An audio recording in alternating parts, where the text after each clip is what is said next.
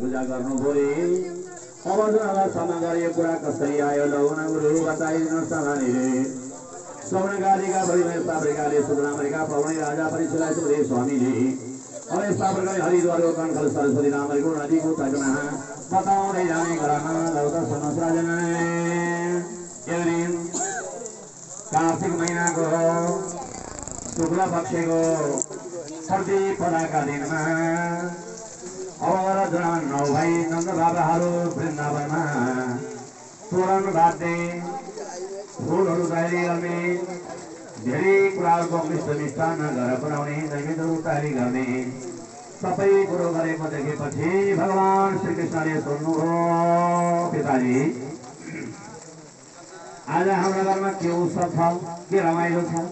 फुलमाला पनि तयारी गरिएको छ ध्वजा पताका पनि तयारी गरिएको छ तारा सिंगारिएको पनि चारैपट्टि छ के काम छ भनेर साबरिकाले गरा कृष्णचन्द्र भगवान प्रभुले जब 7 वर्षको मेरो भगवान प्रणाम प्रभुको थियो सोध्दै गर्ने क्रममा मेरो बाबु आज इन्द्र भन्ने महाराजको पूजा गर्ने दिन अवस्था हो इन्द्र नामको पूजा गर्ने गरा हो हाम्रो भन्दा इन्द्रको पूजा किन गर्ने कृष्णले प्रस्ताव गर्ने काम गर्दाखेरिमा हाम्रो परम्पराले इन्द्रको पूजा गरिरहेको छ इन्द्रको पूजा गर्ने काम गर्यो भने पर्जन्यहरूको मेघ उठ्ने काम गर्छ पर्जन्यहरूको मेघ उठेपछि सही किसिममा बेला समयमा पानी पर्छ पशु पन्छी सबैका लागि अब खानपान आहार सबैको खेतीबारी हुन्छ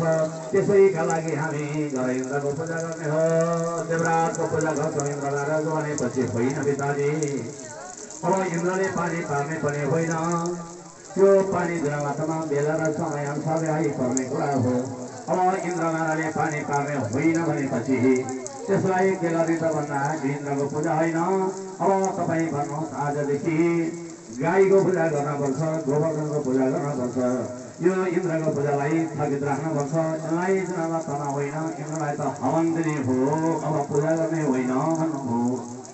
होइन बाबु गरिआएको परम्परा तोडियो भने गरिआएको जुन तना गरेर छुट्ने काम गरियो भने बालकको हुन्छ कि केही हानि नौसानी हुन्छ योभन्दा जे परे पनि म बेहोर्न तयारी छु भने कारण त्यो 7 वर्षको भगवान प्रभुले भन्नुभयो किनभने अब करुणा जायते जन्तो करुणमपि लीयते सुखम दुःखम भयं क्षेमम करुणैकदते अब जुनमा हामीले झेलिरहेका छौँ पिताजी त्यही कुरो बेहोर्नु पर्ने हो ईश्वरमा तपाईँ धन्न मान्नै नमानुसे भनेर भगवान कृष्णले भने जिल्लो भइगयो भनेर कार्तिक महिनाको शुक्ल पक्षको परे भएको दिनमा गोवर्धन नामहरूको सान्निध्यमा यसरी गाई लिएर जानुभयो बाछाहरू लिएर जानुभयो